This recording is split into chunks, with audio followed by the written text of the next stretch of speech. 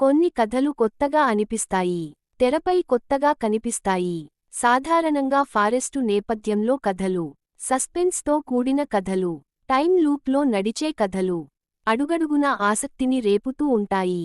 అయితే వీటన్నింటినీ కలుపుకుని సాగే కథ, ఈ అంశాలన్నింటినీ కలిపి కాకి చుట్టూ తిప్పే కథ మరెంతటి ఉత్కంఠను కలిగిస్తుందనేది ప్రత్యేకంగా చెప్పుకోవలసిన పని లేదు. అలాంటి ఒక కథతో రూపొందిన మలయాళ సినిమానే సంభవం అధ్యాయం 1. అలాంటి ఈ సినిమా ఈ నెల 15వ తేదీ నుంచి జియో హాట్‌స్టార్ లో స్ట్రీమింగ్ అవుతోంది. అస్గర్ అలీ ప్రధానమైన పాత్రను పోషించిన ఈ సినిమాకి జీతూ సతీశన్ దర్శకత్వం వహించాడు. ఈ కథ పోర్చుగీసువారు ఈ నేలపై అడుగుపెట్టిన రోజుల నుంచి ప్రస్తుతం కాలం వరకు కొనసాగుతుంది. కేరళ, కర్ణాటక సరిహద్దు ప్రాంతంలోని ఒక దట్టమైన అడవిలో కాకి తల, మానవ దేహంతో కూడిన ఒక భారీ విగ్రహం ఉంటుంది. ఆ విగ్రహం చుట్టూనే ఈ కథలోని ప్రధానమైన పాత్రలన్నీ తిరుగుతూ ఉంటాయి. ఈ అడవిలోకి వెళ్లినవారెవరూ తిరిగిరారు.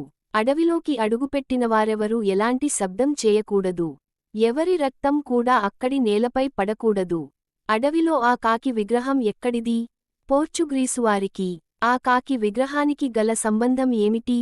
అక్కడికి వెళ్లినవారు ఏమైపోతున్నారు? అందుకు గల కారణం ఏమిటి? అనే ఆసక్తికరమైన మలుపులతో ఈ కథ కొనసాగుతుంది. ఈ మధ్య కాలంలో డిఫరెంట్ కంటెంట్తో వచ్చిన సినిమాగా ఇది ఆకట్టుకుంటోంది.